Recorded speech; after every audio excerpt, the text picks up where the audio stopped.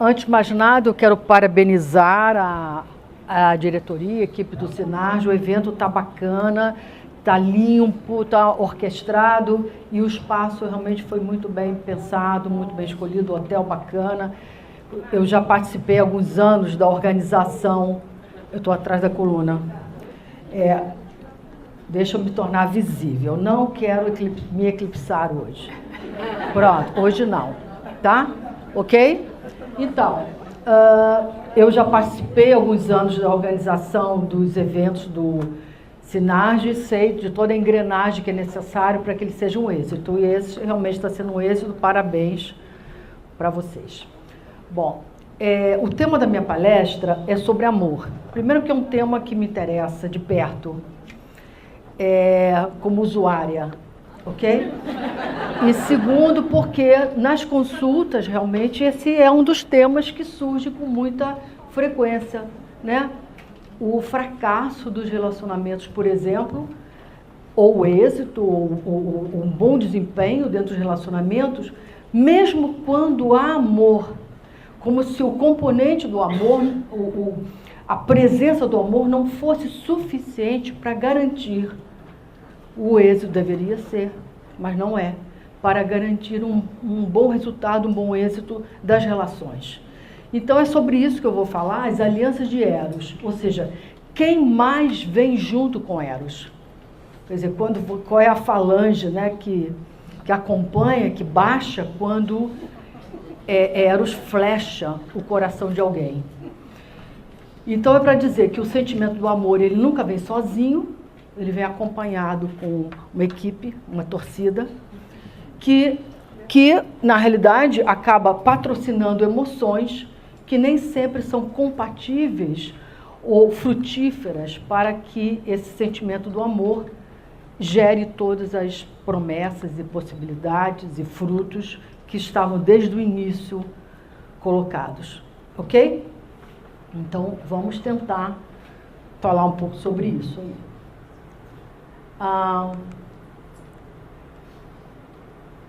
O que eu chamo das emoções secundárias do amor, ou patrocinadas pelo amor, né? Tem gente que fica péssima quando ama, péssima.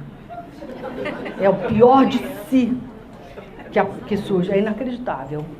A ponto de precisar abandonar o objeto que causa aquele infortúnio. É inacreditável, mas acontece.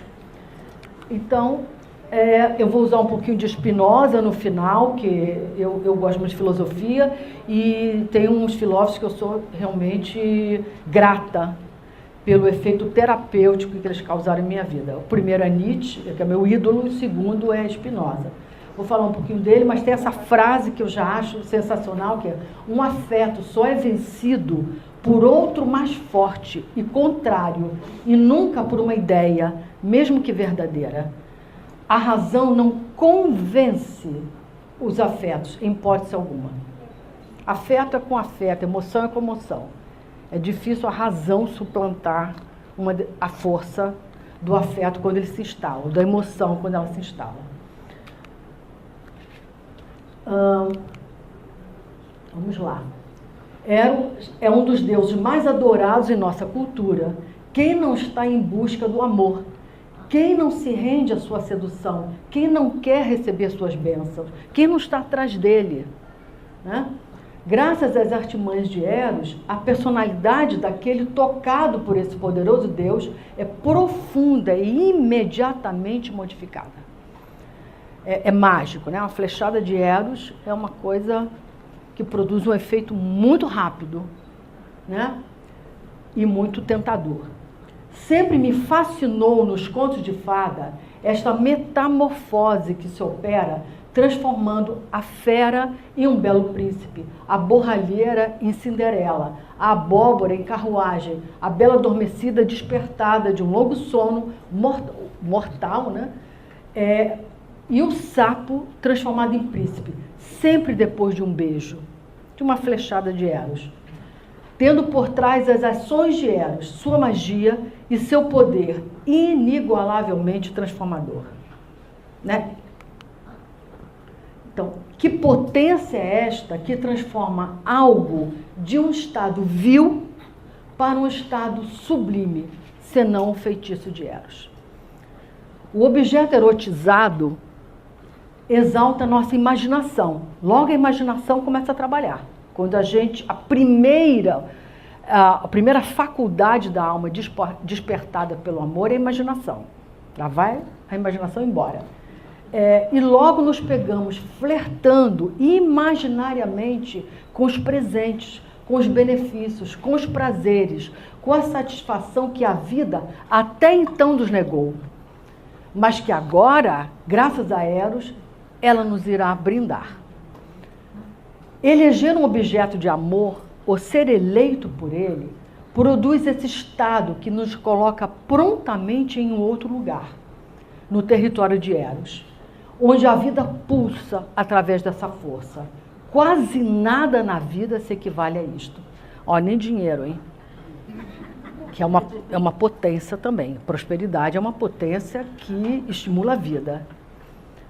A predisposição à felicidade é imediatamente convocada. Eros se encarrega, é aqui que vai entrar Spinoza, ok? Nessa ligação do afeto com a felicidade. Eros se encarrega de produzir um aumento do magnetismo pessoal, do brilho, do embelezamento, que emana de uma força interior que sempre esteve lá, só não estava despertada, não estava acordada.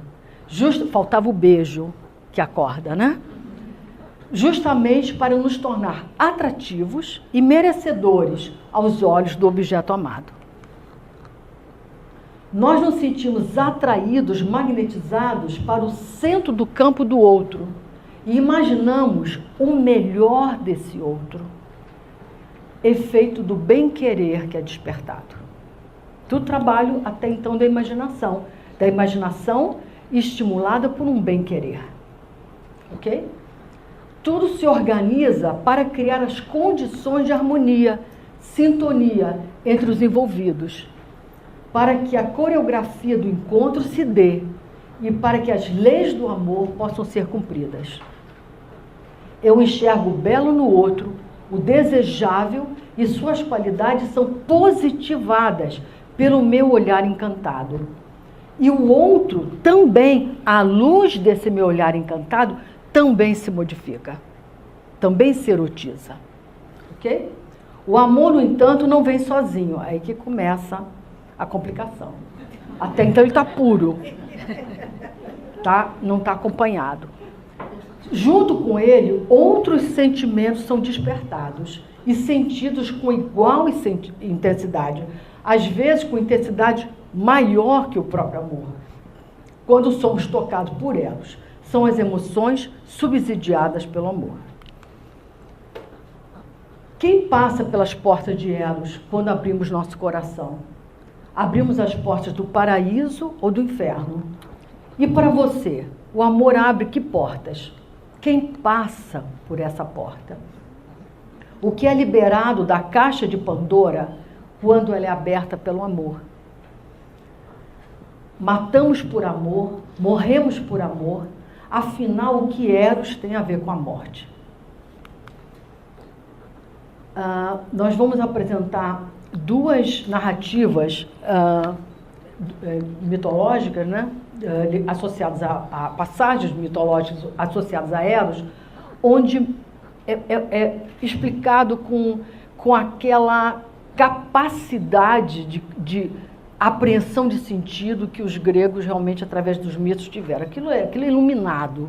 Você cai na mitologia grega e fala, meu Deus, como é que esses caras transcreveram, perceberam ou decodificaram tão bem certas condições humanas ou paixões humanas, etc. Então, nós temos duas passagens que narram muito bem essa ambivalência do amor, né? Os seus efeitos plurais, ok? Então, vamos lá.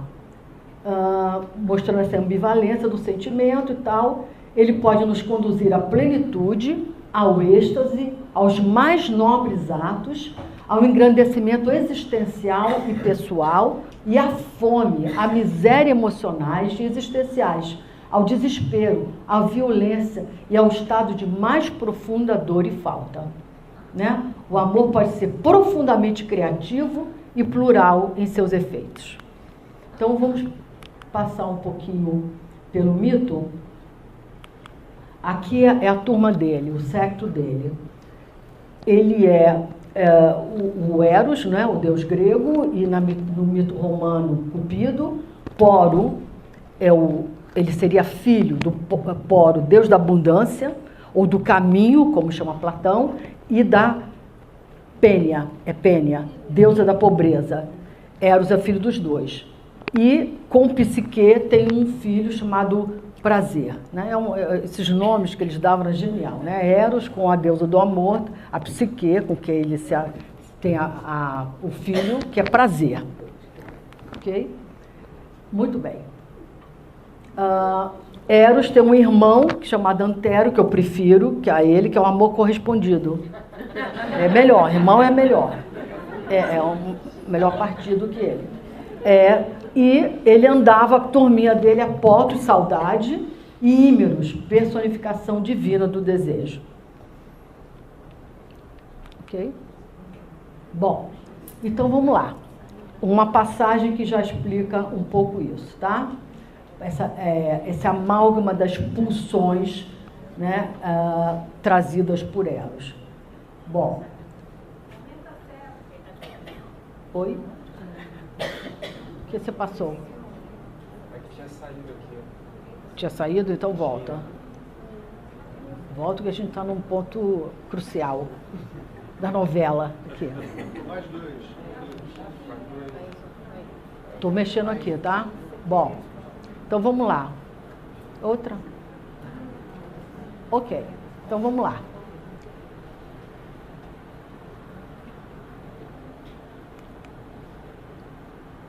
Segundo consta no mito, certo dia Eros adormeceu. Outra coisa interessante no mito, tem sempre alguém que adormeceu, foi hipnotizado, caiu de bêbado, aí que tudo acontece.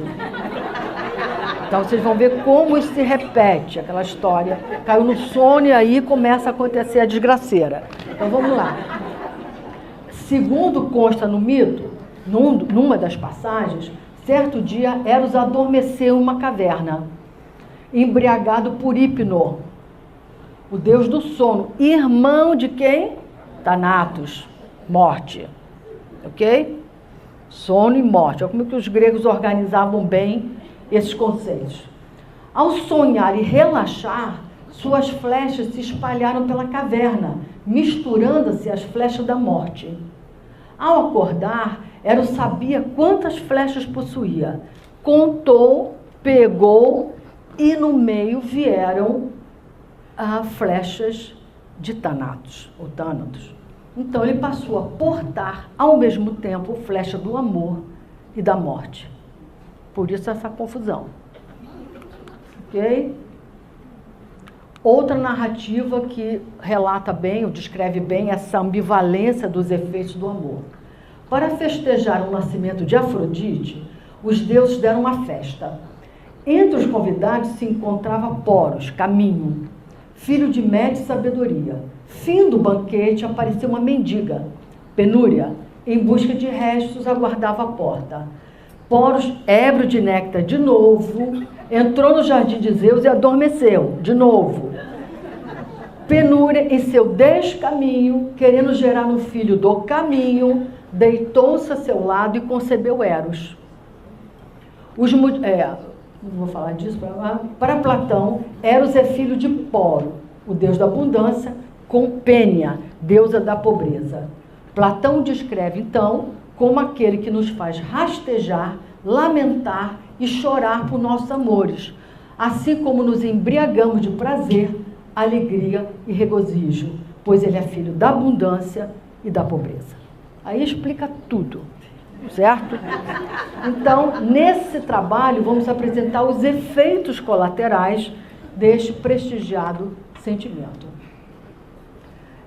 Na linguagem astrológica, Vênus será a guardiã deste sentimento, né? Vai ser, através da Vênus que a gente vai manifestar, né?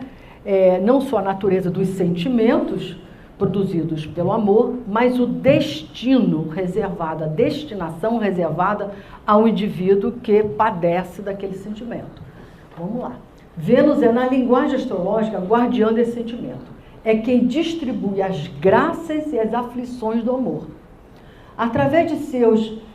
o quinhão, né? O quinhão do amor é distribuído por ela.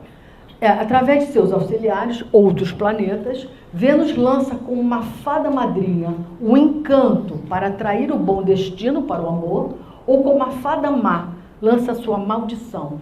Por efeito de ressonância ou sincronicidade, são provocados e atraídos eventos externos e personagens com a mesma dinâmica dos sentimentos experimentados ou elencados por Vênus. É o efeito feedback circular. Quer dizer, eu sinto de um modo, né? Eu preencho o meu coração daquele sentimento e eu crio uma ressonância, ou através do princípio da sincronicidade, eu emito sinais daquela natureza e no campo entram figuras, personagens, eventos que correspondem à natureza daqueles afetos. Ok? Isso é um feedback circular. Ok? Isso fica com cara de destino. Fica a mesma coisa caindo sempre no mesmo balaio. Ok? Então, através dos contatos de Vênus com outros planetas no mapa natal, ou produzido temporariamente, graças a Deus, por sinastria, ou temporariamente, graças a Deus, por trânsito ou progressão, vamos elencar quais sentimentos são convocados quando o amor chega e quais são as alianças formadas por elas, tá? Então, veremos assim, porque onde há amor, e mesmo havendo amor, ou justamente porque há amor, a sua realização pode se inviabilizar, ou como os demais sentimentos que nascem junto com o amor podem matá-lo, ok? Então, vamos diagnosticar esses sentimentos através das ligações da Vênus. Cena 1, ok? Eros pode produzir sobre o amante, esse é o caso 1, tá? Ao evocar, vê se vocês vão identificando, ok? Ao evocar o estado do amor, o sentimento de potência, de estar abençoado pelo próprio Zeus, de estar sob suas graças, proteção, experimentando a sensação de sua magnitude. Aqui só há abundância. É o amor como filho e fruto da abundância. O amor abre mundo, portas, horizonte. Esse é o sentimento que veio. Tudo parece possível aos olhos do amante, que sente que pode ir muito mais longe depois de ter sido tocado por Eros. A China é perto, a prosperidade ao alcance das mãos e o usufruto do que se almeja de melhor está disponível. O mundo, afinal, tem de tudo e oferece prazeres para o intelecto, para os sentimentos e para a alma, desde que você esteja apaixonado. O amor agiganta a vida e tem um efeito multiplicador sobre ela, aos olhos do amante. E este é impulsionado pelo desejo de ultrapassar os limites impostos por uma medíocre vida anterior à visita de Eros. O sentimento de aventurar-se e explorar novos horizontes tomam conta da alma deste novo bandeirante, que descobre novos países para percorrer e, como os antigos navegantes, novos mares para desbravar. No entanto, notem a contradição. É ele que está flechado, ok? Esse amante da cena 1 é que está flechado por esse engrandecimento. Como se trata de uma experiência subjetiva, estamos falando do universo dos sentimentos, do desejo, a realidade, as circunstâncias e o próprio amado insistem em não habilitar o acesso a esta grandiosidade vislumbrada pelo amante, que se sente assim frustrado, apequenado em seus anseios superlativos, fomentado por Eros. Tudo lhe parecerá, então, pobre, medíocre, desinteressante, inclusive o amado. Ok? Em um outro cenário, mas igualmente estamos na cena 1 ainda, igualmente produzido pelas flechadas de Eros, oposto ao anterior, mas igualmente decorrente do efeito multiplicador do amor, surge o estranho e inquietante sentimento que o amor apequena, exclui e exige renúncia. Qualquer um que tenha Júpiter Vênus, Júpiter de casa 7, sempre passa por isso que eu estou descrevendo. Tá? O amor chega, dilata a visão, e o amado fica pequeno diante dessa imensa visão que foi despertado graças ao amado. Ok? É a turma assim do próximo, sabe? Próximo. Que esse já ficou. Tem uma turma toda do próximo, hein? Vocês vão ver. Multiplicador do amor surge estranho e inquietante sentimento de que o amor é pequeno, exclui e exige renúncia. Eros ativa o apetite, a gula emocional, existencial e sexual. E tudo parecerá pouco e pequeno depois dessa gula aguçada. Se eu amo esta, eu perco aquele, aquela. Diante de um, surge imaginariamente um pretendente maior e melhor. O amor por um, a escolha por um, limita e exclui a pluralidade do cardápio erótico e existencial que eu passei a enxergar. Fica metida, sabe? Metido. Começa a achar que tem. É uma coisa complicada isso. Aí ninguém fica à altura, sabe? Ninguém sacia. Sob esse efeito, que é um efeito, entendeu? Depois passa. O amante acaba por sentir o temor de que o amor o tirará da liberdade de escolhas e reduzirá a imaginária imensidão de possibilidade de vida que justamente Eros mesmo o fez perceber.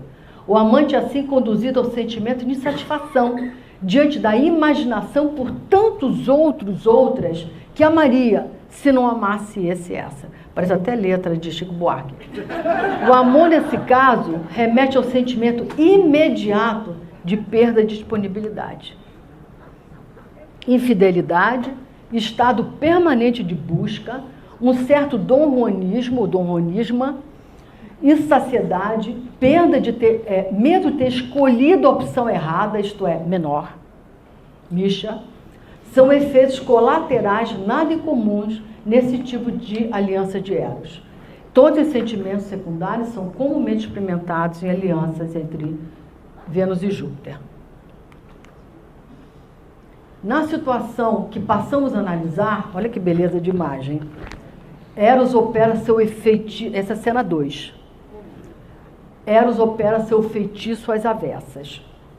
O apaixonado, ao ser atingido pelas flechas de Cupido, perde seus encantos, o contrário dos contos de fada, e se transforma de Cinderela em borralheira, de príncipe em fera, de carruagem em abóbora, de princesa em bela adormecida, de príncipe em sapo, como se ocorresse um eclipse de seus encantos pessoais, os quais eram visíveis e disponíveis ao sujeito até a chegada de Eros.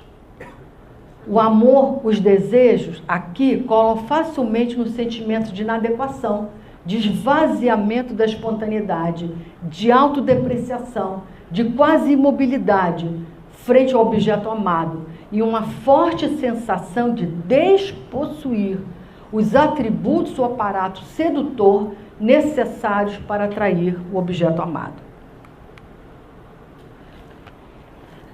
Como se por efeito de uma maldição da fada malvada, o apaixonado fosse condenado a perder sua graça sempre que se apaixonasse, e com isso repelisse seu objeto de amor, perpetuando um ciclo vicioso de amor e frustração.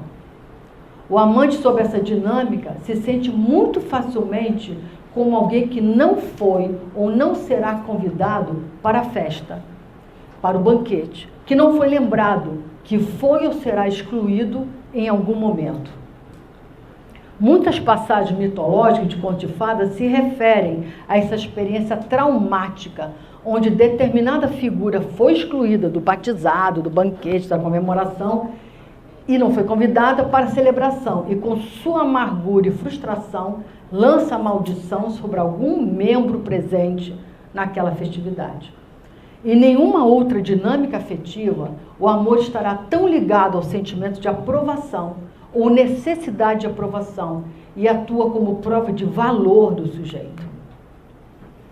Ocorre, então, por efeito de um sentimento imaginário de rejeição antecipada, um afastamento, um fechamento e atitudes defensivas para manter o amor e suas frustrações em um território distante.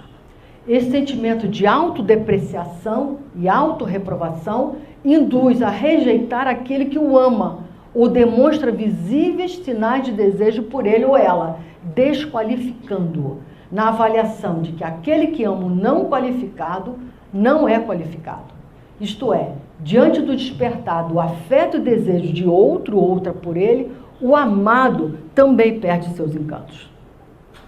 Começa a aparecer defeito de tudo que é lado. Ok? Aos olhos daquele que amaria, para não amar. Ok? É um efeito colateral. Na linha, eu não entraria para um clube que me aceitasse como sócio. Ou seja, o pretendente tinha todos os predicados, até demonstrar desejo ou amor. Aí perde os seus predicados e se desencanta. Ok? É bom ressaltar que esse sentimento de baixa autoapreciação só é despertado se for igualmente despertado o sentimento de amor. Nunca nascerá por quem ele ou ela seja indiferente. Ok? Ainda na cena 2, em um outro cenário, no cenário dos bons encontros, é Eros, com sua façanha de dispersar o apaixonamento, quem produz nesse apaixonado o profundo sentimento de estruturação, segurança, apoio, amenização das adversidades, superação do sentimento de falta e escassez, Eros, filhos da pobreza, erradicação do sentimento da solidão e isolamento e, mais do que nunca, a confirmação e reconhecimento do valor pessoal que dois corpos, duas almas, dois corações unidos e comprometidos produzem um na vida do outro. Esse é um tipo de sentimentos secundários que tendem a aparecer nas ligações entre Vênus e Saturno. Cena 3. Nesta outra situação, Eros abre para um carrossel de emoções, produzindo excitação, eletrificação, sentimento de urgência, onde a mínima espera ou intervalo entre os encontros pode ser sentidos como muito longos para os amantes. Esse amor não tem espera. Em compensação, as horas voam quando na presença do amado, de modo que não há tempo suficiente para se descarregar toda a excitação do afeto. Neste caso, o amor tem pressa. Sob este sentimento, qualquer experiência, por mais banal, transcende, ganha o selo de interessante. Ocorre no acender das luzes da consciência, do olhar sobre a vida, como um despertar de um longo sono. A passagem da Bela Adormecida, despertado pelo príncipe, descreve muito esse efeito. É uma faísca que é produzida pelo atrito gerado no encontro amoroso e a luz se faz. O amor banirá do reino do apaixonado o medo, a obediência, a acomodação, o tédio e produzirá um coração valente e amante do risco e acelerado. Eros também irá gerar nesta figura, nessa cena 3, uma inquietação na alma, no coração e nos sentidos do amante, produzindo uma irresistível anseio por libertação, sentimento de ousadia, de predisposição a correr risco, a romper com os elos que o mantinham no estado anterior. O desejo por mudança se instala nesse coração. A predisposição a saltar no vazio é um de seus efeitos. Não quero nem saber. Eu só falo, não quero nem saber. É de uma acrobacia existencial que isso gera. Eu me lanço, largo isso, aquilo outro, depois eu vejo. Isso é um efeito produzido pelo Eros sob essa cena 3. Tá? Os habituais reguladores da identidade, a gente desconhece essa figura quando vê esse tipo de atitude, fala, gente, o que deu na figura? Quem conhece, né? Os habituais reguladores da identidade, patrocinados pelo apego à segurança e ao conhecido, são rompidos, deserotizando-os. A segurança passa a ser deserotizada. E aquela figurinha que estava do seu lado fica completamente deserotizada porque estava associada à segurança, à estabilidade e não prometia acrobacias existenciais. Vamos lá. Esse amor erotiza a aventura, as novas descobertas, as novas sensações e descortina para o amante a percepção de que há outra vida, mas dentro desta vida, e não após a morte. Quantas descobertas, que surpresa a vida reservava, e tão imediatas e tão rápidas. Bastava uma flechada de Eros, ok? Só Eros inventa essa outra vida e liberta o amante para vivê-la. Em nenhuma outra condição o amor virá tão associado ao gosto e estímulo por mudança e experimentação. Depois, quando baixa a voltagem, os reguladores de identidade podem voltar a atuar. Tem que esperar passar isso aí, tá? É porque esse amor também é curto. A vantagem é que é curto, tá? Eros disponibiliza um arsenal extraordinário de energia, um aumento de carga para a engrenagem amorosa desse apaixonado. E tal como uma usina elétrica ou nuclear, é capaz de gerar eletricidade para iluminar muitas cidades e países do território deste amante. Em uma outra versão, ainda na cena 3, né, como já vimos, o Eros é filho da abundância e da pobreza, então tem o lado pobre. O lado pobre é o seguinte: o amor também pode despertar simultaneamente o sentimento de perda de liberdade ou da disponibilidade para todo o resto, inclusive perda da excitação que só experiências novas podem trazer, que só um coração livre, inclusive das garras do amor, pode experienciar. Eros, nessa versão, dispara o medo do aprisionamento, olha a cena, que um coração flechado por ele pode ser condenado a viver, e asfixia como seu efeito mais imediato.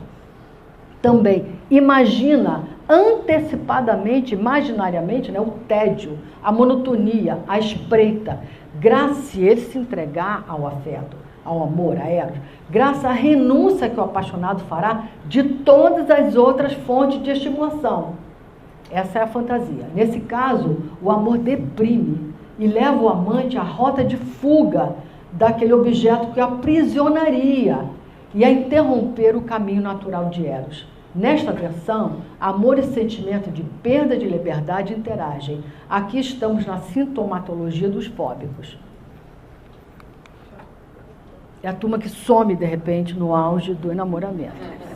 Vocês devem conhecer uns ataques de sumiço, é para isso, porque dá essa sensação de que estão amarrados, aprisionados. Vou perder todo o resto que me excita, estimula. Ok? Ok? Essas experiências amorosas... Não, mas antes disso, a vida era chata e sem graça. E michuruca. Mas é a flechada de Eros é que faz o indivíduo encenar toda essa excitação. E imaginar que perderia essa imensa excitação de mundo que ele, inclusive, não tinha antes.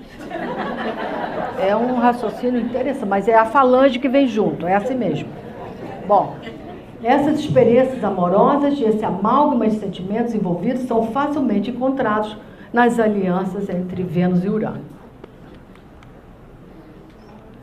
No cenário 4, completamente diverso, mas igualmente impactante, Eros produz nesse outro amante o efeito inebriante de quem provou o néctar dos deuses e contempla o êxtase. Esse amor induz a inúmeras experiências do tipo que provoca o estado de suspensão dos sentidos, do espaço e do tempo, uma experiência lisérgica, metafísica, de transe. O sentimento vivenciado é de completude, de plenitude. Ninguém conhece melhor do que Eros os caminhos que conduzem a alma a este lugar. Não há mais falta nem divisão. O sentimento é de encaixe, de sintonia, de fusão, de perfeição. Este amante que tomou a porção do amor vislumbra um universo mágico, sublime, encantado, que seus olhos e seu coração percebem. A sensação de transporte.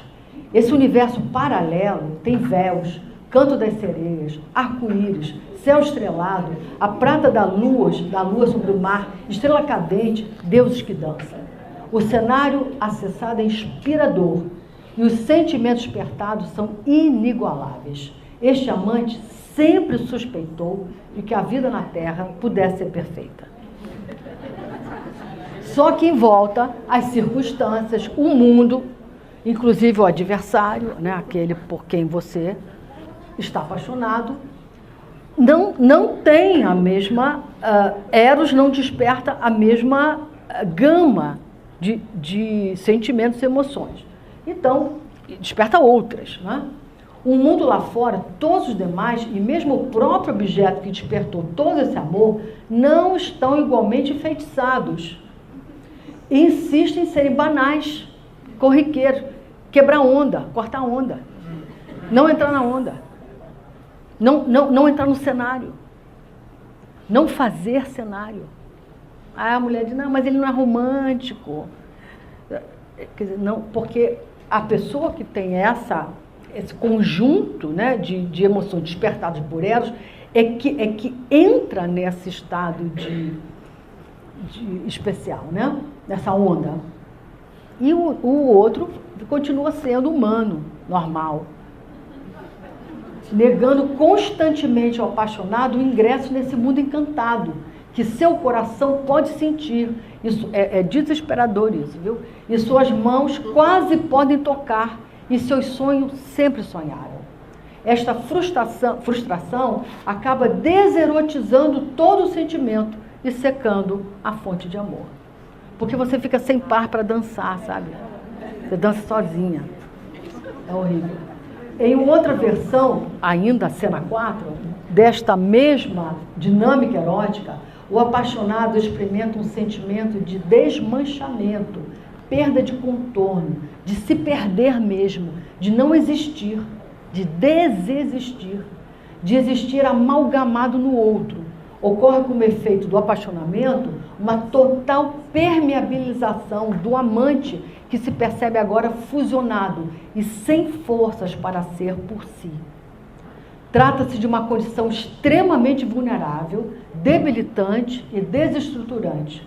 A individualidade se torna anêmica diante desse sentimento que a dissolve, dentro dessa paixão que a dissolve. Caso o objeto de suporte venha a faltar, não há o que suporte esse fragilizado apaixonado. A ficção, literatura, cinema, ópera se cansou de se inspirar nesse modelo da força desintegradora do amor, onde o amante se fragiliza, se esvai até morrer. Ana Karenina é um exemplo brilhante desse modelo de amor, e Dama das Camélias, então, é uma representante poderosa dessa coisa de mourir d'aimer. Morrer de tanto amor, né? Adoecer e morrer. Como em nenhuma outra aliança, bom, aquela era a ligação de Vênus com Netuno, eu acho que qualquer um já tinha percebido, ok? Vamos lá. Quem faz o curso básico de astrologia já tinha sacado que era uma ligação de Vênus com Netuno, né? Como em nenhuma outra aliança, Eros desperta potência, essa cena 5, a última, desperta potência no amante, o sentimento de ressuscitamento de antigas mortes, ou de quem estava semivivo e acordou para a vida, agora em toda a sua força visceral e também de ressarcimento, como se aquilo que tivesse sido perdido, tirado ou negado, fosse devolvido pelo amor. Nessa onda, o amor é igual ao sinal de reparação. A vida se reparando pelo amor. Esse amante é totalmente tomado pelo amor. A quem nesse estado é dado o poder de tudo transformar, tudo curar, tudo reparar. É aquele amor que cura mesmo. E agora tudo parece finalmente justo. Esse amado, esse amante, sente-se menos vulnerável, menos mortal, só invencível mesmo, porque ama e é amado. Para ele, Eros é a força maior que combate e supera a morte. Como quem ama não morre. Tem uma ligação de imortalidade aqui, que eu vou falar disso, até porque a figura que você amou sob essa situação não morre para você. Não morre nunca. Tá? É uma garantia de imortalidade, esse tipo de ligação. Velhas feridas, antigos danos, mágoas e ressentimentos reincidentes são sanados pelo feitiço de Eros e arrancados desse coração até então sombrio. É um amor que não morre, o que mais custa morrer. Para matar um amor desse é duro. E o que mais deixa marcas indeletáveis, aliás, nem tente matar, deixa lá, deixa vivendo. Você vai morrer tentando matar isso. Okay? Dá vida àquilo e deixa aquilo vivo.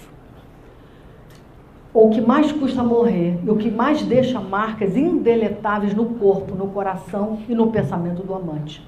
É o que provoca no amante o maior sentimento de morte em caso de perda do amado. O sentimento de paixão é imediatamente introduzido na cena amorosa assim que Eros se aproxima e se encarrega de gerar o sentimento de arrebatamento. A sexualidade é a protagonista desse enredo e provoca sensações e emoções que ganham de 10 sobre os demais sentimentos. O desejo sexual conduzirá à experiência de intensidade até então desconhecida. Eros se apresentará sob sua forma sexual. Este mesmo Eros convoca os demônios, as forças obscuras da alma e da mente, despertando sentimentos tóxicos e fantasma de perda, abandono, exclusão, ciúme, passam a assombrar o amante e revolver seu lixo psíquico, atormentando o amante e o amado à exaustão, até envenenar por completo o amor. A intensidade do que quer que seja sentida é tal que não cabe no coração e no corpo dos amantes. Eros toma, possui, arrebata, rapta o amante de si mesmo, que agora não tem mais poder sobre si. Só lhe resta tentar poder sobre o coitado do outro, por quem se encontra obsessionado, um dos sentimentos mais comuns nesse cenário de paixão. Essa cena também é uma beleza, essa imagem. A perda, o afastamento do amado nesse estado é imaginariamente experimentado pelo amante inúmeras vezes, ou interpretada como abandono ao menor deslize, desentendimento ou ausência para seu próprio tormento e de quem ama. E se o afastamento de fato ocorrer, pode ser insuperável. O sentimento de abandono é o coadjuvante emocional desses afetos. Sentimentos poderosos, então, são obrigados a emergir. O fogo que queima, consome, destrói, é o convidado de honra. Os sentimentos despertados pela sexualidade, mais do que nunca aflorada, junto com a mágoa fácil, reimpressão de velhos ressentimentos, memória de abandono, expectativa imaginária de perda e traição, mais o impulso para dominar o outro, para não perdê-lo, cria um terreno inóspito para o amor florescer e dar seus frutos. Só o amor destrói, acaba sendo um refrão de alguma dessas situações. Esses são elementos facilmente encontrados nas alianças entre Vênus e Plutão. Para fechar, um pouco de Spinoza, para a gente tentar fechar isso com um espírito bacana. Para Spinoza, a afetividade humana se constitui como uma expressão particular da potência global da natureza. O homem só se sente livre quando vai ao limite do que pode, quando ele é tudo que ele pode, ele vive toda a sua potência. Quando se sente separado do que pode, de sua potência, vem a depressão, a tristeza e o constrangimento.